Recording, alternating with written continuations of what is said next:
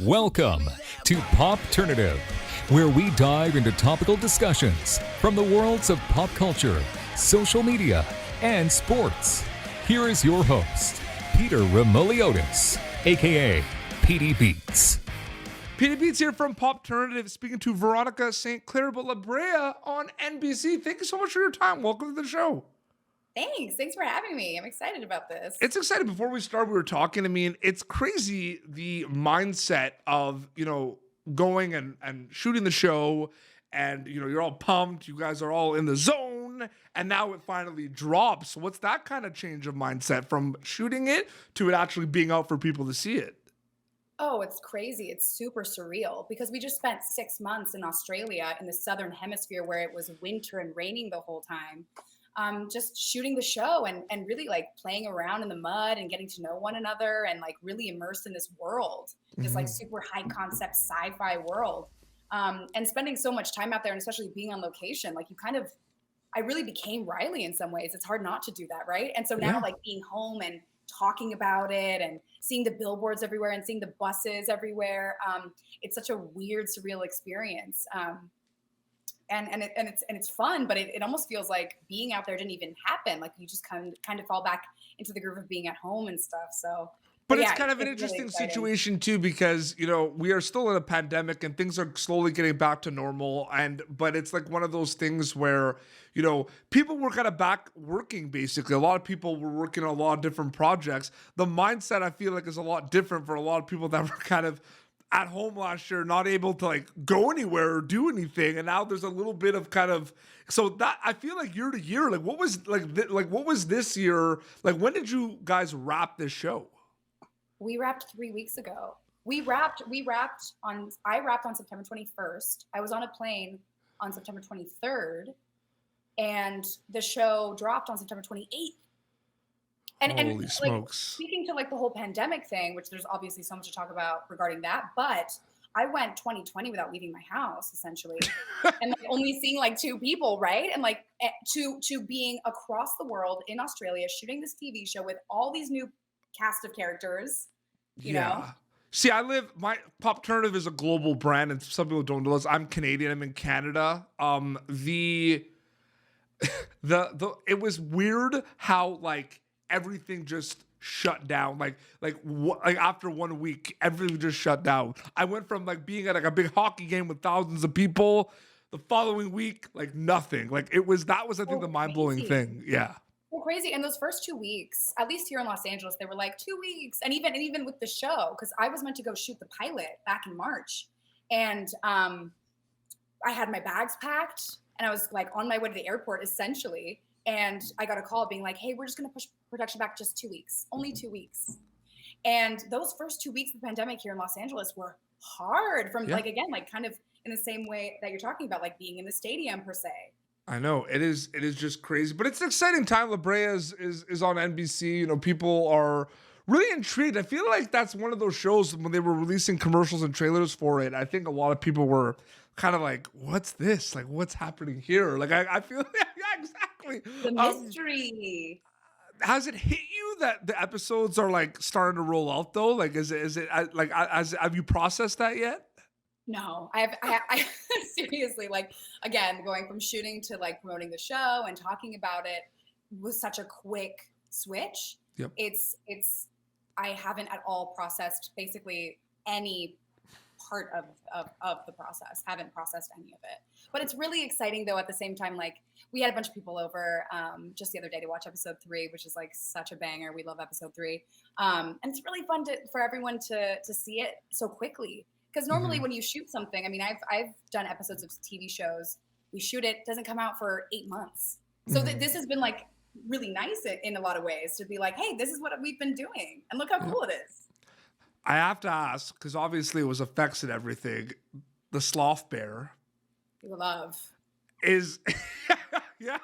No, love our giant ground sloth. Love him. What I want to know about that. That was obviously like in the script and everything. Is there any stories, anything about that you could tell me? I'm just I'm just curious about that. Yeah. Oh, yeah. I mean, okay. Well, here's like the really funny thing.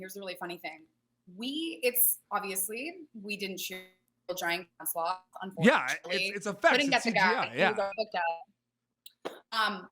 But what we did shoot with was literally, this is what we're acting against. It was a man in a blue suit, like Blue Man Group covered his face, blue rubber suit, top to bottom, holding a giant sloth printed out like picture head on a stick.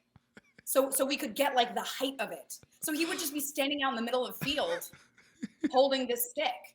That's what we were acting against.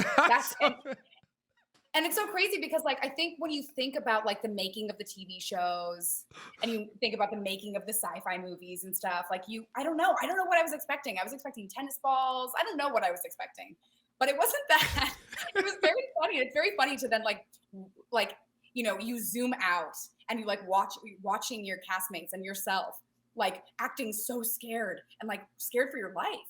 But ultimately it's just a blue guy in a suit with that holding up a stick with a giant sloth on it.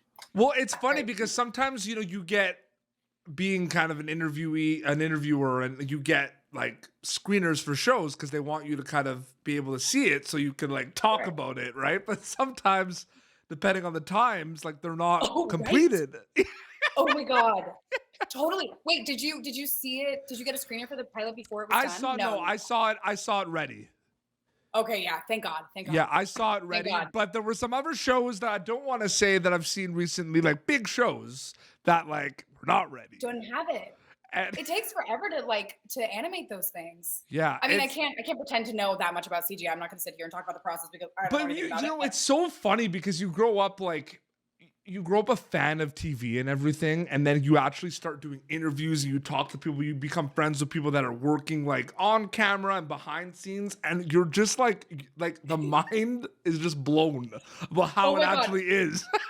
Completely. And it's so funny too, because then when you start to when you're still a consumer, when you're still the audience member, but now you know more about how it's made, right? You start to watch TV in that way. You start to imagine like, okay, well, how did they get that shot?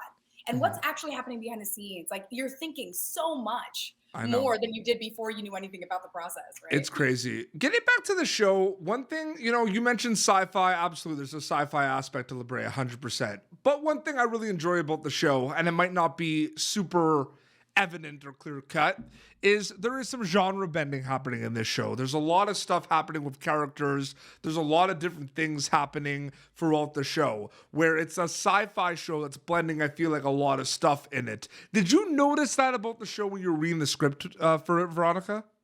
Oh yeah. Oh, entirely. I think honestly, the only way to make sci-fi work is if you have those relationships and you have the character development. And I think that Brea does actually a really good job of all that. I mean, the show at its core is really about the people in it, which I think is what makes it so special and sets it apart from so many other things. Yeah. It's about these families and the relationships that they build down there. And there's so much heart to the show, and thank God for that. Because nobody would want to like watch us be like making ropes trying to get out of the sinkhole. It's really interesting too, where like it's a show about like a sinkhole, but then the other spectrum of thing, it's not at all about a sinkhole. It's about families and relationships and growing. Like I find that really like Tale of Two Shows, I feel like, but a lot of shows are like that, I find. Yeah, well, I think that's what makes it work though, right? Learning about the human condition, like watching people in the human experience. That's what makes it work. That's what makes it work. It really does. And I think that we do a pretty good job of it. And it's great because it's funny, in the pilot episode, so much happens. So much happens in the pilot episode. Like we hit the ground running, literally, figuratively. You're kind of just thrown in though, too. But that's what I mean. Like 5 minutes in, hole in the ground. Wolf attack. I mean, it's all of it. Do you ever like watch shows like you just watch shows like you're one episode in it, you're just like exhausted. Like it's like yeah. Oh my God. You're sitting on like literally on the edge of your seat, like heart racing because there's so much going on. Absolutely. And I think in a lot of ways that's great. And I think that's so wonderful. And what I was going to say is that what's great and like super special is that as you tune in and as you keep watching episodes, you really start to see these characters unfold, get to know them through this slowly. So by the time that you get to episode 10, you're going to be like, oh, I don't want it to end. I love these people. I want to know more. Like, what about these people? Yeah. Without going into big spoilers, can you tell us a little bit about your character and what it's like playing this specific character as well?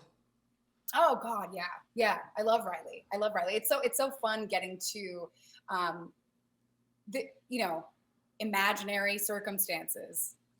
And like the best kind of imaginary circumstances, Yep. right? It's so fun as an actor to get thrown into a circumstance like this that truly would just never happen. Yep. And it's so fun to get to play within that. Like, what would I do if? It's so fun. Yeah, Riley, she's cool, man. She's cool. She's got rings on every finger. She's dripping. She's got chains. That's a She great knows who she description is. of Riley. She's cool. She's cool. She's cool. She is cool. And she, like, to be 19 and to like know exactly who you are and to be so sure of that actually makes it so interesting within the show because she's Yes. thrown into a situation where she actually the ground is shaky, figuratively and literally. Like she doesn't know, she can't find her footing in this kind of situation. Everything that she'd planned out, that she had known for sure, that she was confident in, is now ripped out from underneath her. And Yep. she's put into a situation where now she has to kind of find herself again, which is really interesting. Like that contrast, that dichotomy in a character, like getting to watch them go, okay, I had a plan, which is so funny because that's exactly what, as much as we try to control everything as human beings, we just can't. We never know what's next. And so it's great seeing those parallels with real life and